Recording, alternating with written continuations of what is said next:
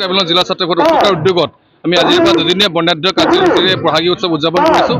এই পতাকা তুলি কাৰ্যসূচী আৰম্ভ হোৱাৰ লগতে আমাৰ আটাইতকৈ আকৰ্ষণীয় অনুষ্ঠান সমন্বয় শোভাযাত্ৰা অনুষ্ঠান ইতিমধ্যে সমাপ্ত হৈছে। আপোনালোকে দেখা পাইছে আমাৰ খেল ধেমালি চলি আছে। ইয়াৰ পিছতে আজি বিভিন্ন প্ৰতিযোগিতা হ'ব।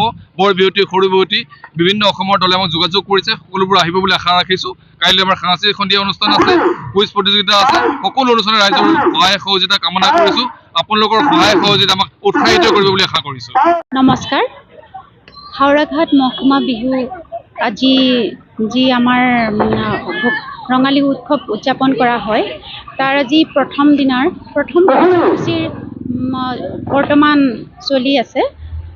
প্ৰথম আমাৰ যি বিহু ধ্বজা উত্তোলনেৰে আমাৰ কাৰ্যসূচী আৰম্ভ হয়, তাৰপিছত স্মৃতি তৰ্পণ, শ্বহীদ তৰ্পণ আৰু লগতে যি বাৰে ৰহণীয়া কৃষ্টি সংস্কৃতিৰ যি আমাৰ মিলা প্ৰীতিৰ এক প্ৰতীক, সেই সাংস্কৃতিক শোভাযাত্ৰাৰ শুভ উদ্বোধনেৰে সকলো ৰাইজৰ সহযোগিতা আমি যি কাৰ্যসূচী আৰম্ভ কৰিছোঁ, ইতিমধ্যে সেই কাৰ্যসূচী আমাৰ শেষ হৈছে।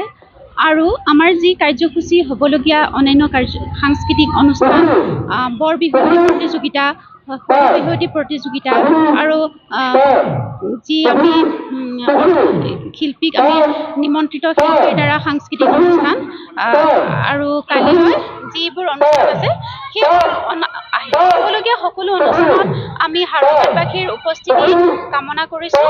এইখিনিয়ে কয় মোৰ সকলো ৰাইজক সহকাৰে আমন্ত্ৰণ জনাইছোঁ। আহক আমাৰ বিহু কৰোঁ।